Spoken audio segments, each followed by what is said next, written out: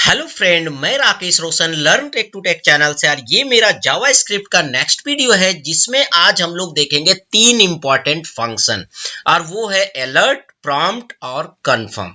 तो चलिए इसको स्टार्ट करने से पहले जस्ट मैं आपसे रिक्वेस्ट करता हूं कि अगर अभी तक आपने मेरे चैनल को सब्सक्राइब नहीं कर रखा तो सब्सक्राइब कर लिया और बगल में जो बेल है जरूर क्लिक करें जिससे मेरे जितने भी नए वीडियोज हैं उनका नोटिफिकेशन आपको मिलता रहे। तो चलिए स्टार्ट करते हैं।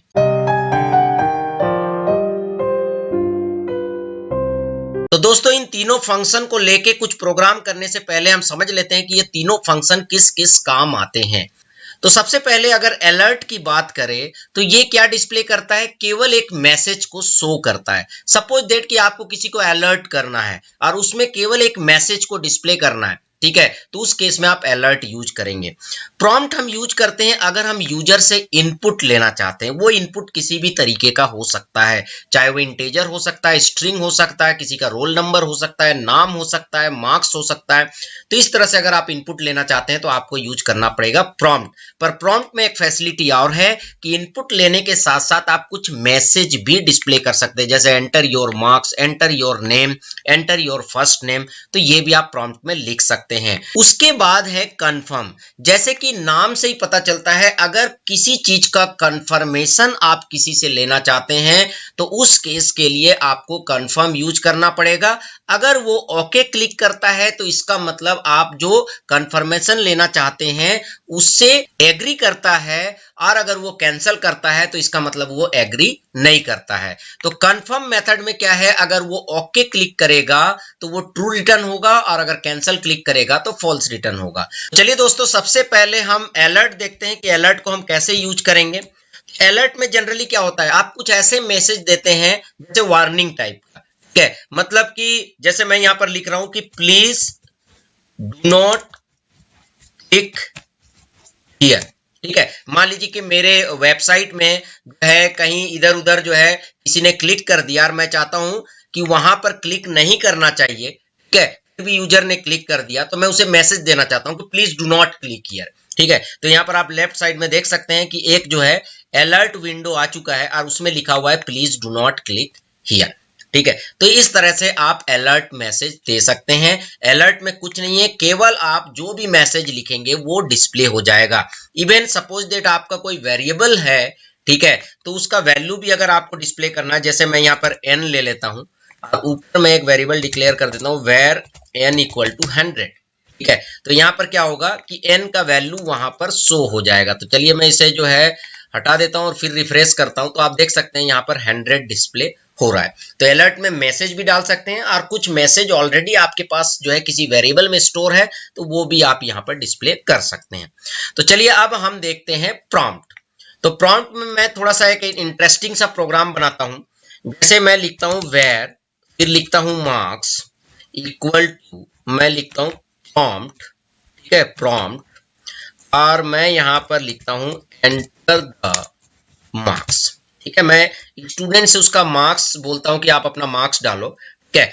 और क्या होगा कि मार्क्स जैसे ही वो डालेगा अकॉर्डिंग टू देयर मार्क्स हमारा ग्रेड डिस्प्ले हो जाएगा, ठीक है। तो बाय डिफॉल्ट हम यहाँ पर 0 लिख देते हैं, जिससे जब प्रॉम्प्ट विंडो खुलेगा तो उसमें 0 लिखा हुआ पहले से रहेगा, ठीक है। जैसे आप देखते होंगे कि कहीं पर भी आप जो है कुछ फॉर्म भरने जाते हैं तो ऑलरेडी कुछ जो है वहां पर लिखा हुआ रहता है। उसके बाद यहाँ पर मैं लिखता हूं इफ मार्क्स ग्रेटर देन 90, ठीक है। तो यहां पर मैं लिख देता हूं ग्रेड इक्वल टू ए, ठीक है। अगर उसका जो है 90 से ऊपर मार्क्स है तो ग्रेड उसका क्या होगा, ए होगा।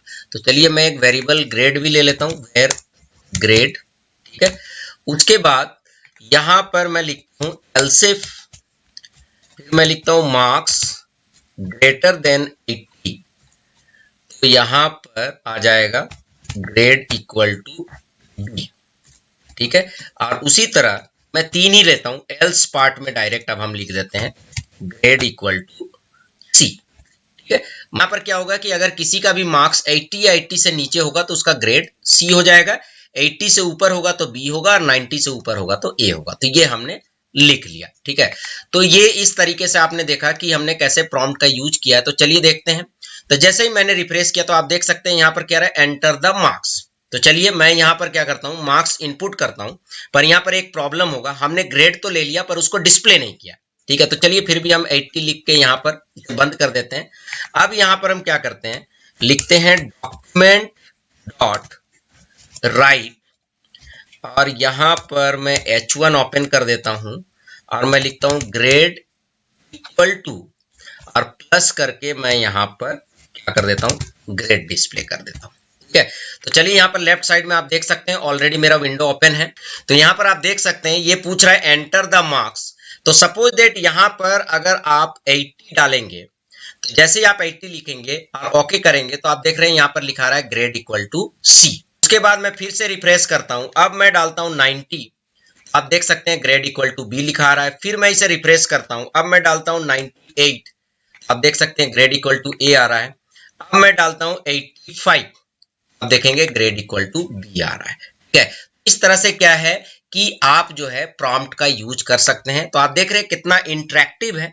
तो प्रॉम्प्ट, अलर्ट, कंफर्म, इन सब चीज का यूज करके आप क्या कर सकते हैं, अपने वेबसाइट को अट्रैक्टिव बना सकते हैं, इंटरेक्टिव बना सकते हैं। ठीक है, तो चलिए अब हम देखते हैं कंफर्म को यूज करके कि कंफर्म को हम कैसे यूज करेंगे। तो मैं यहाँ पर इसे हटा देता हूँ, यहाँ पर मैं एक वेरिएबल ले लेता हूँ, ठीक है, जिसका नाम लेता हूं मैं माइनर, और यहाँ पर मैं कंफर्म मेथड को कॉल करता हूं। ठीक है, और यहाँ पर मैं मैसेज देता हूं कि आर यू माइनर, क्या आप माइनर हैं। ठीक है, और उसके बाद क्वेश्चन मार्क देके यहाँ पर मैं इसे क्लोज कर देता हूं। मैं एक जो है यहाँ पर कंडीशन देता हूं, इफ माइनर इक्वल टू 2। ठीक है, अगर माइनर जो है वो 2 है, मतलब कंफर्म आर यू माइनर, जब मैसेज आएगा, जब ये बॉक्स आएगा, अगर उसमें वो ओके क्लिक करेगा तो माइनर का वैल्यू ट्रू होगा, और अगर वो कैंसल क्लिक करेगा तो माइनर का वैल्यू फॉल्स होगा। तो ट्रू का मतलब ये है कि वो बोल रहा है कि मैं माइनर हूं। ठीक है, तो मैं यहां पर डॉक्यूमेंट डॉट राइट, और उसके बाद एक मैसेज दे देता हूं कि sorry you are not eligible for vote, कि आप जो है वोट के लिए एलिजिबल नहीं है। उसके बाद मैं एल्स में, ठीक है, एल्स में कब आएगा, माइनर का वैल्यू फॉल्स होगा। माइनर का वैल्यू फॉल्स के लिए हम यहाँ पर क्या करते हैं, इसी को मैं पेस्ट कर लेता हूं। ठीक है, और इसमें मैं लिख देता हूं yes you are eligible for vote. ठीक है, आप वोट देने के लिए एलिजिबल हैं, ये हमने लिख लिया। तो इस तरह से आप क्या कर सकते हैं, यूज कर सकते हैं। तो यहाँ पर मैसेज क्या आ रहा है कि मैसेज आएगा आर यू माइनर, और उसके नीचे आपका केवल ओके और कैंसल बटन आएगा। तो अगर केवल आप आंसर यस नो में लेना चाहते हैं, ओके कैंसल में लेना चाहते हैं, ठीक है, जहां पर उसका आंसर केवल 2 ही होगा, या तो हाँ या ना, तो इस तरह के कंफर्मेशन लेना चाहते हैं तो आप जो है कंफर्म फंक्शन का यूज करेंगे, क्योंकि कंफर्म हमेशा या तो ट्रू रिटर्न करता है या तो फॉल्स रिटर्न करता है। तो चलिए मैं क्या करता हूं, इसको रिफ्रेश करता हूं, तो आप देख रहे हैं पूछ रहा है आर यू माइनर। ठीक है, तो मैं ओके करता हूं, तो यहां पर लिखा रहा है sorry you are not eligible for vote. उसके बाद फिर से मैं यहां पर रिफ्रेश करता हूं, तो अब फिर से आ रहा है कि आर यू माइनर, पर मैं माइनर नहीं हूं, तो मैं क्या करूंगा, इसे कैंसिल कर दूंगा। तो जैसे ही मैं कैंसिल करूंगा तो हमारा आउटपुट आएगा yes you are eligible for vote. तो इस तरीके से जो है आप अलर्ट, प्रॉम्प्ट और कंफर्म को यूज कर सकते हैं।